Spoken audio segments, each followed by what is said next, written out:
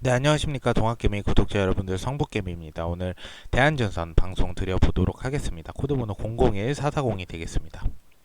대한전선이 이틀 연속 하락 흐름으로 좀 흘러갔는데, 우선은 제가 말씀드린 대로 이 지수가 어디까지 빠지나 봐야 됩니다. 제가 대한전선에 뭔가 추매나 아니면은 추가적인 대응은 우선 정지하시고 어디까지 떨어져서 지지해주고 다시 상승하냐, 이게 가장 중요한 것 같고요.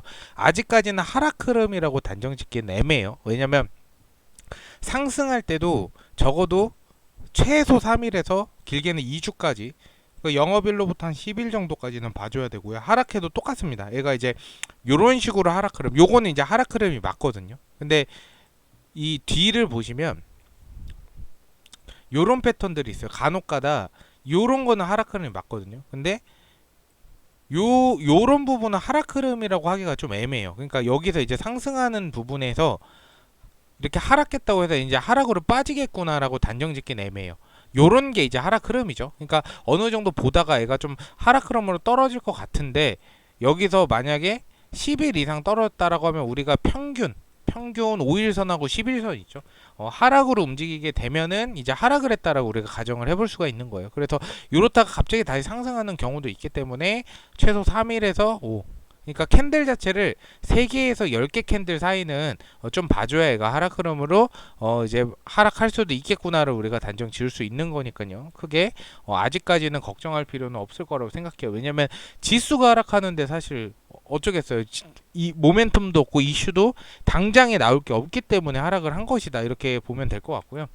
매매 동향 한번 살펴보시면 오늘 대한전선 같은 경우에는 외국이나 기관계가 이제 매도를 했는데, 연기금에서는 크게 이틀 동안 매도한 게 많이 없고요. 금융투자 쪽에서 좀 매도세가 굉장히 많았고요. 그리고 기관계 보면은 외국인 보면은 8월달 초 제외하고는 매수세였다가 이때도 좀 매도를 많이 했네요. 그러니까 요 같은 경우에는 이제 병합 이슈가 있었기 때문에 세력들이 공매도 현상, 신용 물량이 좀 증가하고 이런 패턴들이 좀 반복된 것 같고, 이제 그 금요일 하락 흐름은 제가 판단했을 때 지수가 하락하면서 여기서 장대 음봉이 나왔잖아요. 아무래도 이제 신용 물량 썼던 반대 매매도 충분히 나왔을 것이다, 이렇게 생각을 합니다.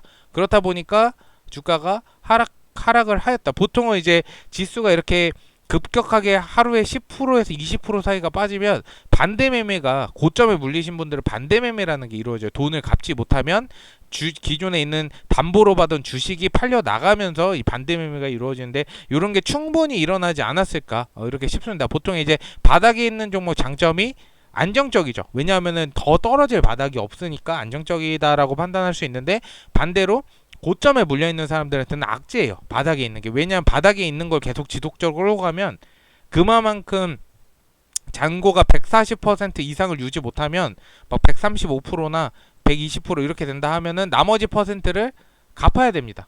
갚지 않으면 다음날 오전에 바로 반대 매매가 일어난다, 이렇게 보시면 될 것 같아요. 그래서 전체적인 흐름 자체는 아직까지는 우리가 섣불리 판단하기는 애매하고, 지수가 만약에 상승하면서 어떻게 움직일지, 제가 항상 말씀드리지만 대한전선이 더 이상 빠질 바닥 구간이 없습니다. 바닥 구간이 없어요. 그러니까 애 같은 경우에는 한 2차 매도 정도를 저는 생각하고 있는데, 1차는 한 18,000원에서 3분의 1 정도 매도를 하고 2차에서 이제 2만원 이상 됐을 때 전략 매도 하는 걸 지금 목표로는 잡고 있어요. 근데 그게 실제로 그렇게 이루어질지 안 이루어질지는 모르겠지만 일단은 목표 자체는 그렇게 잡고 있는데, 12,400원이라는 부분을 좀 주목을 해야 될 것 같아요. 13,000원, 12,000원대 이 부분을 좀 주목을 해야 되는데, 12,000원 아래로는 사실상 이 빠진다라고 하면은 요 같은 경우는 진짜 조작이 있을 수 있다라고 보시면 돼요. 왜냐하면 실적 자체가 좋고, 아무리 소외주라고 한들 실적을 매년 사상 최대치를 갱신하는데 주식이 아래로 흘러간다, 그거는 사실 진짜 기본 원칙상, 자본시장에 있어서 기본 원칙상 뭔가 이 배제되는 부분이라고 생각하거든요. 뭔가 이게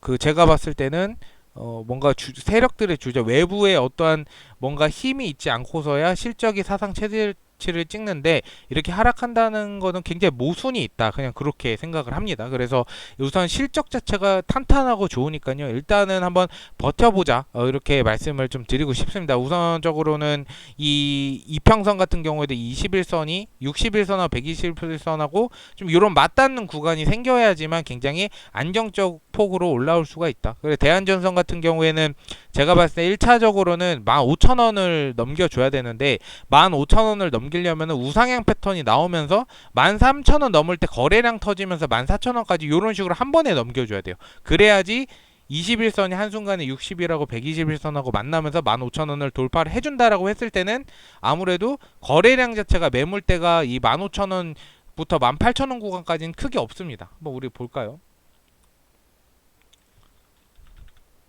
제가 사실 이런 보조지표에 크게 의존하는 거를 막 크게 좋아하진 않습니다. 그래서 전체적으로 여기 보면은 사실상 18,000원 이 부분까지 이렇게 본다면 18,000원 아래에는 매물대 구간이 진짜 크게 없습니다. 그러니까 여기 구간 이후부터 18,000원에서 2만원까지가 굉장히 올라가기가 쉽지 않은 구간이고 18,000원대 이 물량들을 다 소화하려면 어떠한 모멘텀이나 이슈나 크게 나와야 돼요. 그래서 제가 봤을 땐 1차적으로는 18,000원 찍고 내려올 수가 있어요. 근데 이렇게는 내려가진 않을 거란 말이에요. 이제 18,000원 돌파를 하면 실적이 이미 받쳐준 게 있고 선반영이 되지도 않았어요. 실적 부분이 1분기, 2분기 선반영이 아예 자체가 안 됐단 말이에요. 그러니까 18,000원 돌파를 하게 된다면 아래로 이렇게 떨어질 일은 이제는 크게 없을 것이다. 그렇게 생각을 합니다. 물론 이제 주가가 무겁고 다른 종목 대비해서 굉장히 좀 소외된 부분도 없지 않아 있고, 그리고 주가 자체가 공매도가 많은 종목들 중에 하나이기 때문에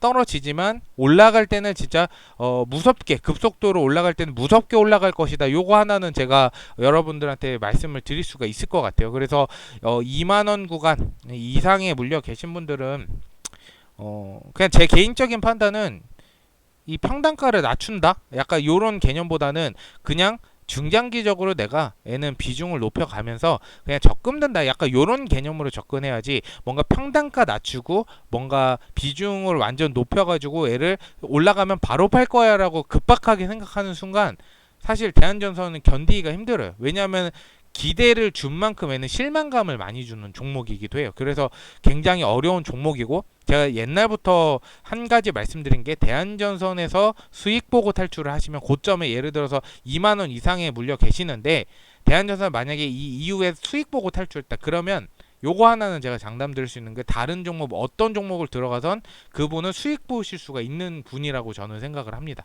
그래서 대한전선이 안 좋은 종목도 아니고 그렇다고 안 올라갈 종목도 아니라고 생각해요. 그렇기 때문에 여러분들이 어떻게 앞으로의 어떤 마음가짐으로 대처, 얘는 뭔가 당장 대응이란 것보다 내가 마음가짐을 어떻게 생각하고 애를 접근하나에 따라서 굉장히 좀 이 여러분들이 대한전선으로 수익 보고 나갈 수 있을지 아니면은 그냥 손절을 할지, 그냥 손절할 필요는 전혀 이유가 없는 종목입니다. 그래서 잘 버텨주시면 좋을 것 같다 이렇게 말씀드리겠고요. 댓글 한번 볼게요.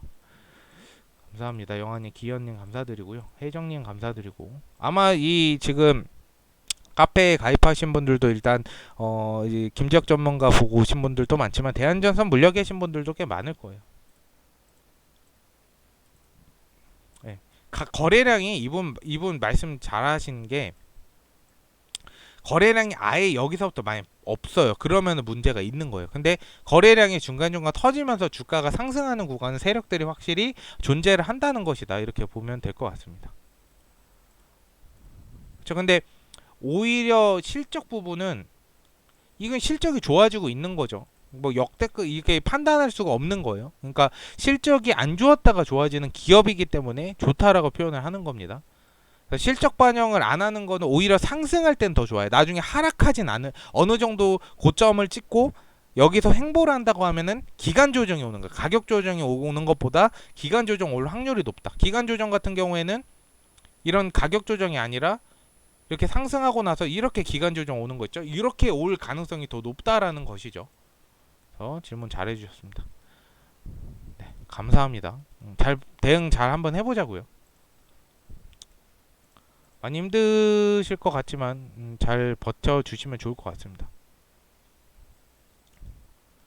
네, 무상증자는 사실 회사가 더 좋아. 대한전선에 무상증자 한 적이 있나요? 그러니까 무상증자는 회사가 영업이익이 훨씬 더 많아지고 약간 그래야지만 가능한 거죠. 지금은 아직 자리를 잡아가고 있을 때라 무상증자는 쉽게 얘기를 꺼내기가 힘들어요. 물론 하면 좋겠죠. 근데 언제 할지는 모르는 거니까. 다들 힘내시면 좋을 것 같아요. 어쨌든 방송 들어주셔서 감사드리고요. 좀 도움이 되셨다면 좋아요와 구독 부탁드리겠습니다. 감사합니다.